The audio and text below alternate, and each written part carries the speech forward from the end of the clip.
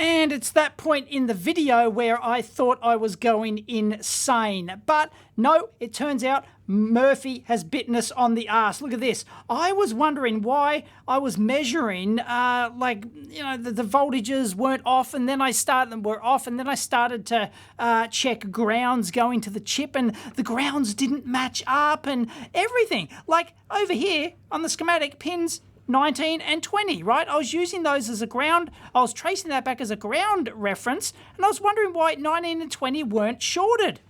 Wah, wah, wah, wah. Look at the silk screen. 19 and 20 over here are lead standby and key into.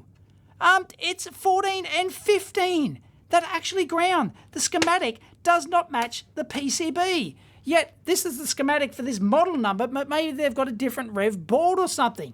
Unbelievable. Anyway, the